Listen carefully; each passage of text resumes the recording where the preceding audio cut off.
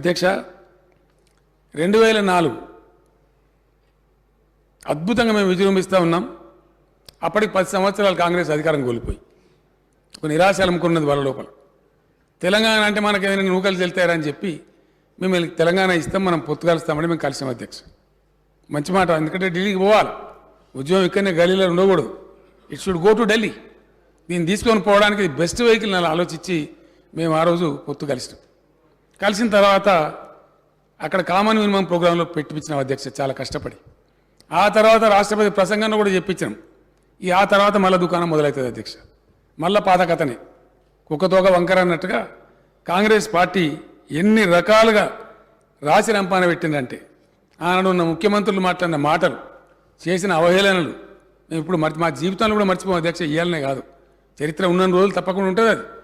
ఏ విధంగా అధ్యక్ష, second SRC మళ్ళీ రావాలి అని వాళ్ళు మాట్లాడు, తెలంగాణ కాంగ్రెస్ దానికి తబలా కొట్టుడు, అట్లా కంటిన్యూగా రాజశేఖర రెడ్డి తెలంగాణలో ఉడితే ఎంత బాగుండు అని అప్పుడున్న జగిత్యాల ఎమ్మెల్యే జీవన్ రెడ్డి గారు మాట్లాడతారు.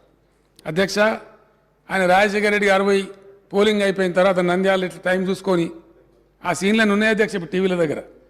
ఇక తెలంగాణ ఇక్కడ 5 o'clock పోలింగ్ అయిపోగానే నంద్యాల సభలో వారు చెప్తారు, ఇక తెలంగాణ కోనాడు మనం వీసాలు తీసుకోవాలి కాబట్టి తెలంగాణ ప్రశ్నే లేదు అని వాళ్ళు చెప్పుడు, వీళ్ళు మౌనంగా ఉండు. ఇదంతా నిజం కదా అధ్యక్ష.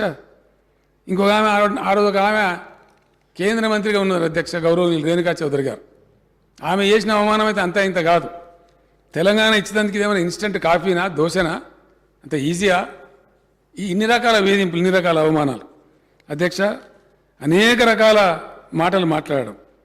అదే రాజశేఖర రెడ్డి గారు ఆ రోజు నేను తెలంగాణకు అడ్డం కాదు, నిలువు కాదు అని ఆయన ముసిముసులు నవ్వితే వీళ్ళందరూ కూడా మౌన పాత్ర వహించడం, అన్నిటికీ పరాకాష్ట అధ్యక్ష, అన్నిటికీ చాలా భయంకరమైన పరాకాష్ట. వీళ్ళందరూ కాంగ్రెస్ నాయకులే కదా అధ్యక్ష. చివరి ముఖ్యమంత్రి సమైక్య రాష్ట్రానికి కిరణ్ కుమార్ రెడ్డి గారు, ఆయన చేసిన అవమానాలు అయితే ఇన్ని అన్ని కావు.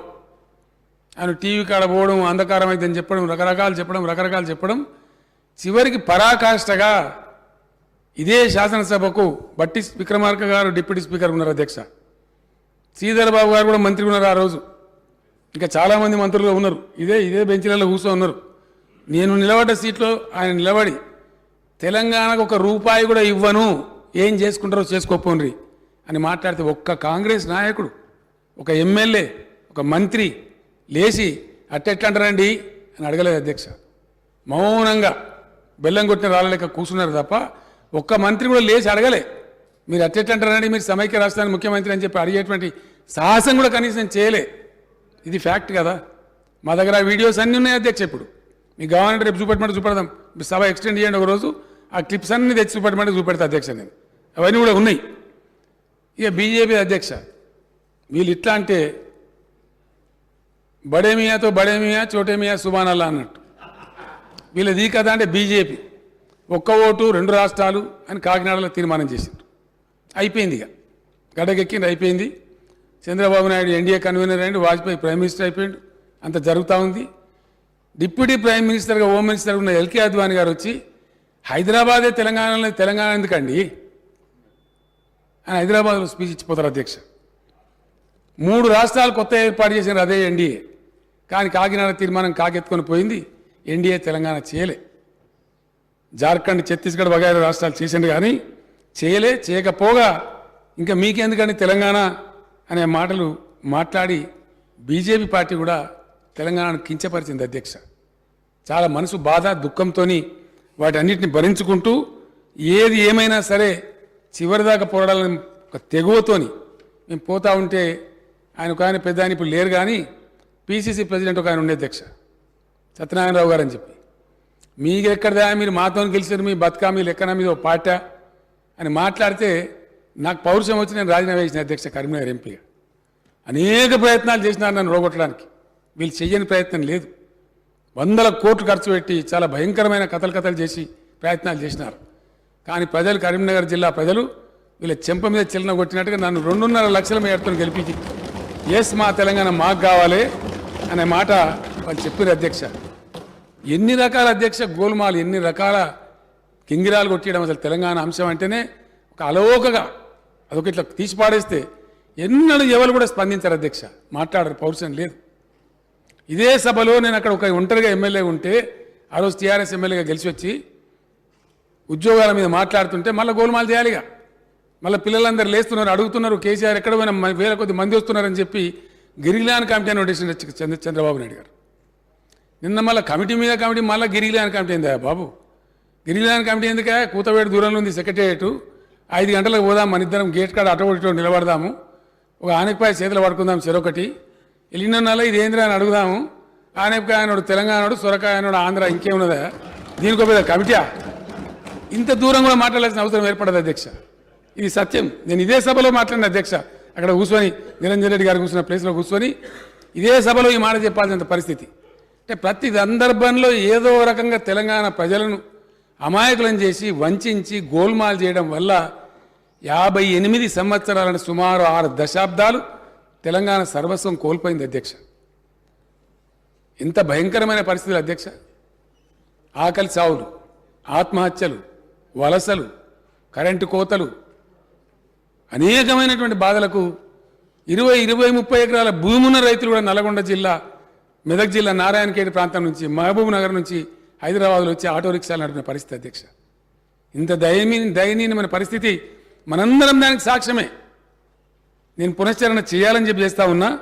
ఇవాళ కథ ఏంది, ఇవాళ పరిస్థితి ఏంది అనేది ఈ రకంగా కూడా అనేక రకాల కార్యక్రమాలు జరిగినాయి అధ్యక్ష. ఇదంతా జరుగుతుంటే రోసయ్య గారు ఆయన 14F తీసుకొని వచ్చినారు. ఒక పక్కన ఉద్యమం జరుగుతుంటే 14F తీసుకొని వచ్చినారు. మళ్ళీ అప్పుడు సిద్దిపేటలో ఉద్యోగ గర్జన పెట్టి 3-4 లక్షల మందిని సమీకరించి ఆ సభ నుంచి నేను డిక్లేర్ చేసిన అధ్యక్ష, ఇట్లా తెలంగాణ వస్తట్లేదు, మంచి వచ్చడనో తెలుసుకుందామని.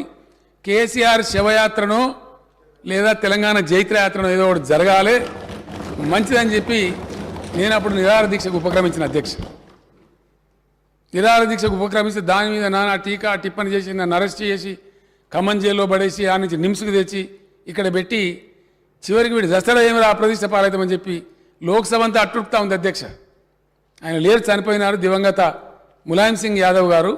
ఆయన తెలంగాణ రాష్ట్ర ఏర్పాటుకు అనుకూలంగా లేకుండే, కానీ తెలంగాణ బనే ఓ రావు సాబ్ నైమరణ చెయ్యి అని చెప్పి ఆయన కూడా లేచి అక్కడ మాట్లాడితే 38 పార్టీలు గోల చేస్తే ఆ దాడి తట్టుకోలేక చిదంబరం గారిని పంపించి స్టేట్మెంట్ ఇచ్చారు అధ్యక్ష. వెంటనే తెలంగాణ ఏర్పడే ప్రక్రియ మొదలు పెడుతున్నాం అని చెప్పడం, మళ్ళా ఆంధ్ర లాబీలు ఒత్తిడి చేయగానే మళ్ళీ డామ్ అని ఆయన వెనక తీసుకున్నారు అధ్యక్ష.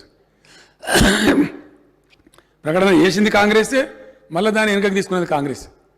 ఆ వెనుకగా తీసుకోవడం వల్ల, ఆ పరిణామం వల్ల మళ్ళీ దాదాపు కొన్ని 100 మంది విద్యార్థులు పాపం ఆవేశపడి చచ్చిపోయిన అధ్యక్ష. ఏడిసిన ఒక్కొక్క దగ్గర మా ఇషాన్ రెడ్డి చనిపోయినాడు, జ్ఞాపకం చేసుకోండి. ఇప్పుడు కూడా నా గొంతు గదగదమవుతా ఉంది. ఎటువంటి యువకులు, పిల్లలు, చేవెల యాదయ్య కానీ, ఇషాన్ రెడ్డి కానీ, శ్రీకాంతాచారి కానీ చాలా భయంకరంగా వాళ్ళు చచ్చిపోతుంటే కూడా కనీసం వీళ్ళు పట్టించుకోలేదు అధ్యక్ష. కనీసం రిలీఫ్ ఇద్దామని ఆలోచన కూడా చేయలే. ఒక నమ్మకం ఇచ్చేటువంటి ఒక సాంత్వన వచనాలు కూడా చెప్పలేదు అధ్యక్ష. అటువంటి బాధలో ఉద్యమాన్ని చాలా తీవ్రంగా కొనసాగిస్తూ పోయినాం, ఎంత వీలైతే అంత చేసుకుంటూ పోయినాం. చివరికి ఏం జరిగింది అధ్యక్ష?